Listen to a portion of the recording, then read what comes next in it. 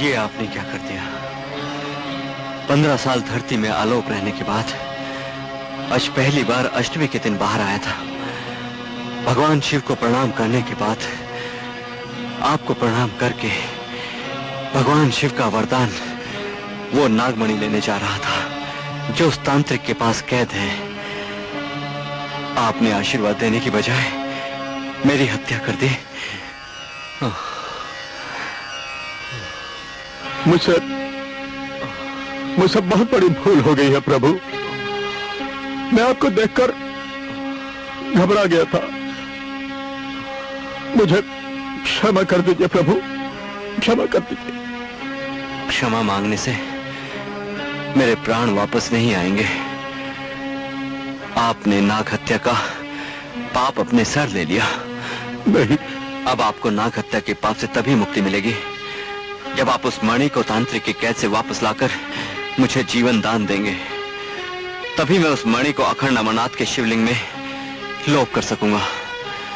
तब तक आप मेरे शरीर को संभाल कर रखिए।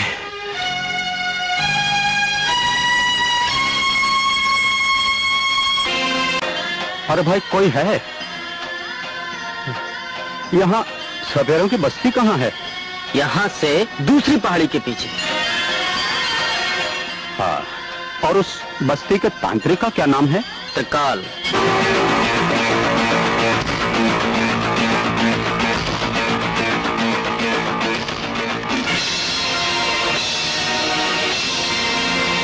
ऐ नागमणि, आज से ठीक 1 महीने के बाद नाग पंचमी है। उस दिन मैं तुझे सिद्ध करवा के मैं त्रिकाल से त्रिकालदर्शी बन जाऊंगा। त्रिकालदर्शी नहीं, कालदर्शी बोल।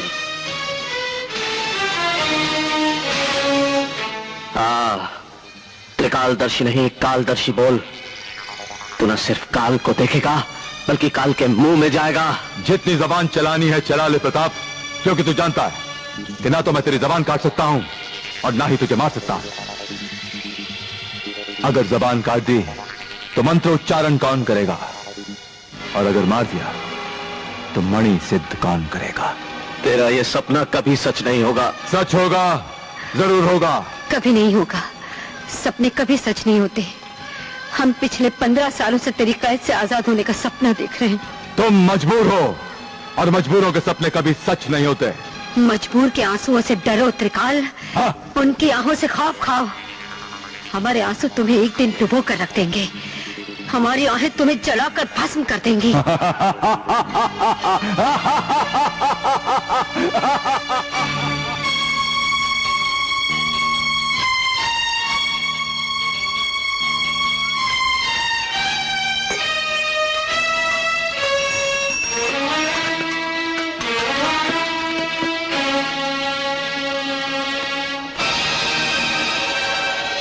त्रिकाल की बस्ती में त्रिकाल की आज्ञा के बिना परिंदा भी पर नहीं मारता।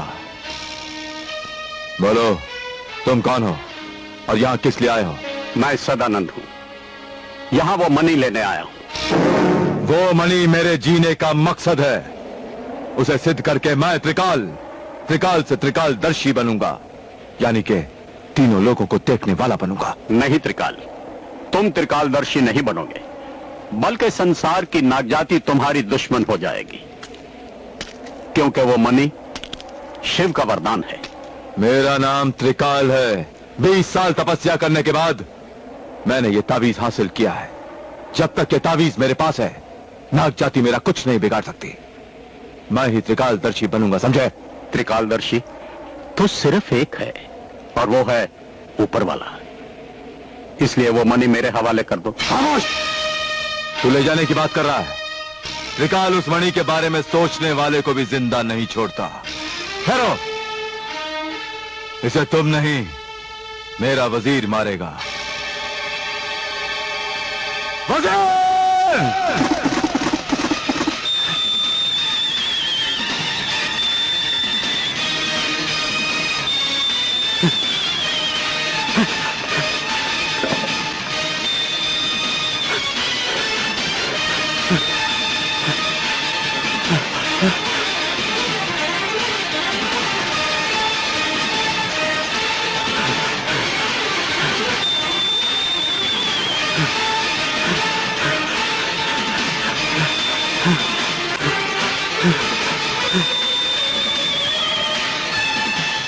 भोलेनाथ, मेरी रक्षा कर, मेरी रक्षा कर भगवान।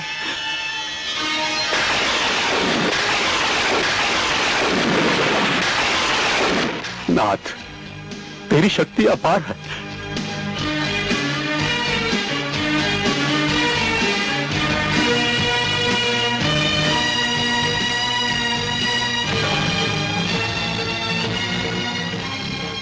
बेटे,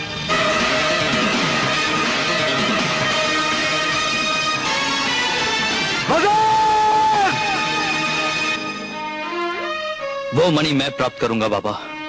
मैं आपको उस पाप से मुक्ति दिलाऊंगा।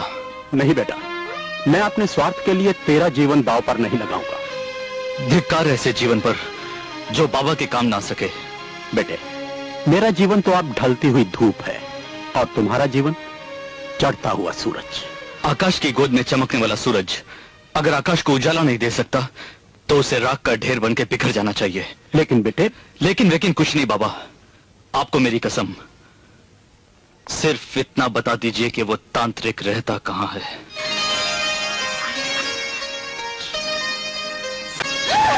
बिजली, ए बिजली, मुझे तेरा हंसी मजाक बिल्कुल पसंद नहीं। मैं तो खुद ही स्नान करने जा रही थी। हाँ, नगीना, इतना गुस्सा अच्छा नहीं। अपने बापू के राज में जितना गुस्सा करना है कर ले। पति के घर जाएगी तो आठों पहर पिटारी में बंद करके रखेगा, फिर देखूंगी तेरा गुस्सा।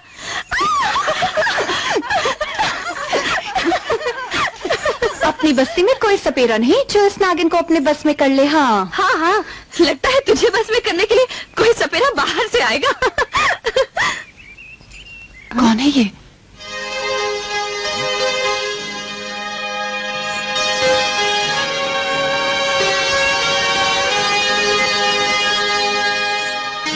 कितना सुंदर नौजवान है।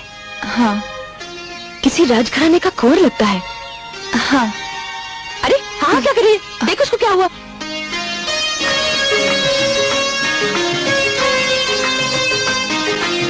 लगता है इसकी हड्डियों में ठंड समा गई है। भैया कहते हैं ऐसे मौके पर मुंह की भाप देने से गर्मी आती है। बाप रे, फिर देना अपने मुंह की भाप। ना ना, मैं नहीं देने वाली। हाँ तो ठीक है।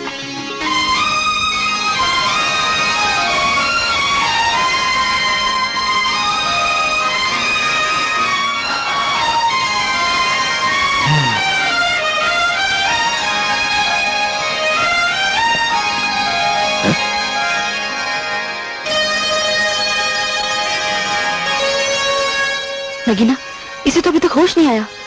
इसे भैया के पास ले चलते हैं। ओम होश नमो ओम जय काली होश में लाय नमो ओम ह्रीं शक्ति मां चंद्र लक्ष्मी ओम सरस्वती को मातृ नमो होश में नमो होश में नमो। मैं यहाँ? परदेसी, तुम पानी में बहते हुए जा रहे थे, नगीना ने तुम्हें बचाया और यहाँ तक लेकर आई।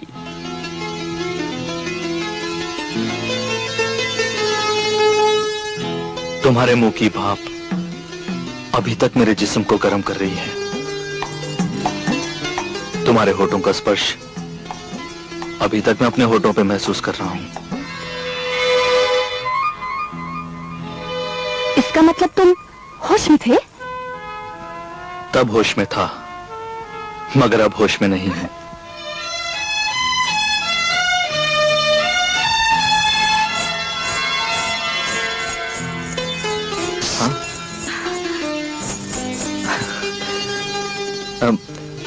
वेद जी, बहुत बहुत शुक्रिया।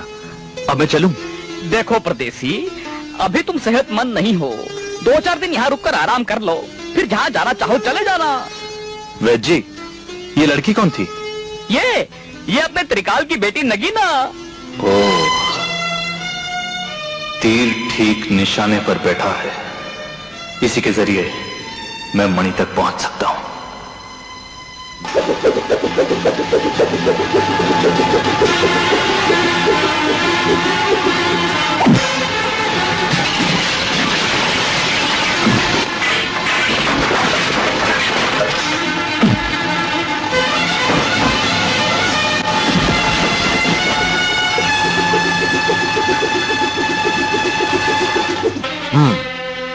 शाबाश जंगी, हर साल की तरह इस साल भी मैं त्रिकाल तुझे अपनी बस्ती का सबसे बड़ा लठैत घोषित करता हूं। मांग दो तुझे मांगना है। मेरा ये इनाम आप पर उधार रहा त्रिकाल, वक्त आने पर मांग लूंगा। ठीक है, जैसी तुम्हारी मर्जी।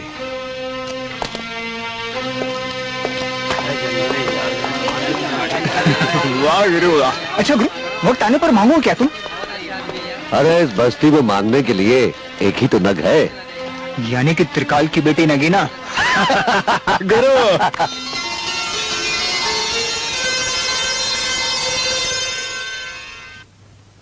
अपने बारे में कुछ और बताओ बच्चा। घर में और कौन कौन है? तुम कहाँ जा रहे थे? वेद जी, मेरा आगे पीछे कोई नहीं है। कश्ती में मुसाफिरों के साथ सफर कर रहा था, कश्ती उलट गई, बहता हुआ यहां तक पहुंच गया। भगवान ने जिंदगी के 4 दिन और दिए, सो बच गया। क्या मैं यहां रह सकता हूं वेद जी? क्यों नहीं? मगर ये तो सपेरों की बस्ती है, तुम यहाँ पर रहकर क्या करोगे? मैं भी वही करूंगा जो यहाँ के लोग करते हैं। यहाँ के लोग तो जहर बेचते हैं, और तुम्हें तो सांप पकड़ना भी नहीं आता। आता तो नहीं, लेकिन मैं सब कुछ सीख लूंगा वेद जी। तो फिर ठीक है, मैं तुम्हें त्रिकाल से मिलवा देता हूँ, क्योंकि उसकी मर्जी के बगैर यहाँ कोई नहीं रह सकता। जो नए नाग पकड़े हैं उनका जहर निकाल लेना। त्रिकाल। वह जी आप कहिए, क्या बात है? त्रिकाल ये परदेसी है, बेचारा भटकता भटकता यहाँ पर आ गया है, और अब अपनी बस्ती में रहकर हम लोगों का काम सीखना चाहता है। वो तो ठीक है नौजवान, लेकिन काम बहुत मुश्किल है। हम तो सपेरे हैं और तुम्हें तो बीन बजाना भी नहीं आता होगा। कहीं किसी नाग ने डस लिया तो क्या होगा? तो क्या, बचाने के लिए आप जो हैं। शाबाश। ये सांप पकड़ने का धंधा है परदेसी, कोई पतंग की डोर नहीं जो हाथ बढ़ाया और पकड़ ली। तो क्या हुआ? तुमने क्या माँ के पेट से पकड़ना सीखा था? जैसे तुमने सीखा था वैसे ये भी सीख जाएगा। मैं सिखाऊंगी इसे। तो फिर ठीक है, इसके रहने का प्रबंध कर दो। शुक्रिया। बहुत बहुत धन्यवाद।